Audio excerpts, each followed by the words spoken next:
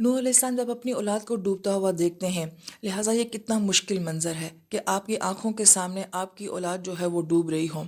फिर उसके बाद ये देखें कि अगर एक औलाद को कोई हादसा आ भी जाए और खुदा न खास्ता वो दुनिया से चली भी जाए, तो हम अल्लाह ताला से मग़फ़िरत की दुआ करते हैं। और अगर हमें ये तसल्ली हो जाए कि हमारी औलाद अगले जहान में अच्छी है, तो इंसान को सुकून मिल जाता है। मगर एक ऐसी औलाद जिसके बारे में पता हो कि ये तो अज़ाब इलाही से गर्क हो रही है, लिहाजा एक दुनिया की तकलीफ़ जो एक बाप अपनी आंखों से देख रहा है और उस पे मज़ीद ये कि आने वाले जहान में भी कोई मुकाम नहीं है, तो एक नबी किस कदर शदीद अजियत में है। और उस वक्त में वो अल्लाह ताला से दुआ करते हैं और ये कहते हैं कि अल्लाह ताला, ये मेरी औलाद है जो डूब रही है। मगर आप फरमाते हैं अंता अहकमुल हाकिमीन, सबसे अच्छा फैसला करने वाले आप हैं। इस मुश्किल वक्त में भी एक बाप का अल्लाह ताला से इतना मुअद्दब होके, इतनी मोहब्बत, इतनी आजी के साथ सवाल करना कि मालिक अल्लाह, आप अहकमुल हाकिमीन हैं, मेरी औलाद को डूबने से बचा लें। लिहाजा नूह अलैहिस्सलाम अल्लाह ताला से ये नहीं कहते कि मालिक, मैं नबी था और मैं सारी ज़िंदगी तेरे दीन की खातिर जो है वो ठोकरें खाता रहा, मेरी अपनी औलाद को हदायत नसीब ना हुई, मैंने आपके दीन की खातिर क्या कुछ नहीं किया और मेरी अपनी औलाद ही जो है वो महरूम रहेगी। ऐसा कोई गिला शिकवा हमें नूह अलैहिस्सलाम की दुआ में नज़र नहीं आता।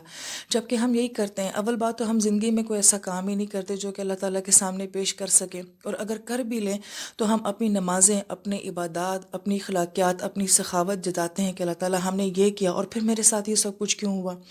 तो एक नबी जो कि 950 साल तक जो है अल्लाह ताला की मखलूक के पीछे दीवानों की तरह भागता हुआ नजर आता है, जब वो अल्लाह ताला से अपनी औलाद के लिए सवाल करता है तो कोई जताना नहीं है, कोई बताना नहीं है, बड़ी आजी के साथ कह रहे हैं कि अल्लाह, मेरी औलाद मेरी आंखों के सामने डूब रही है।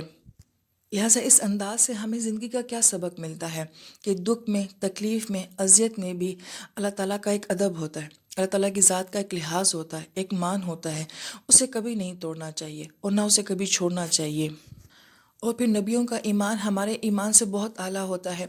नबी जानते हैं कि जिस औलाद के लिए मैं दुआ कर रहा हूँ और जिस मोहब्बत की वजह से मैं कर रहा हूँ, इससे कहीं ज़्यादा वो हस्ती मेरी औलाद से मोहब्बत करती है। हम अपनी औलाद को उतना नहीं चाहते जितना कि अल्लाह ताला अपने बंदों को चाहते हैं। अगर अल्लाह मेरे दिल से मेरी औलाद की मोहब्बत निकाल दें तो मेरे लिए वो एक आम इंसान है। लिहाजा मेरी मोहब्बत भी अल्लाह की मोहब्बत का सदका होती है। और अम्बिया ये बात बड़े अच्छे तरीके से जानते हैं, इसलिए वो चाहे जितनी शदीद मोहब्बत क्यों ना रखते हों अपनी औलाद के लिए, मगर वो जानते हैं कि वो रहमान हमसे ज़्यादा अपनी मखलूक से मोहब्बत करने वाला है।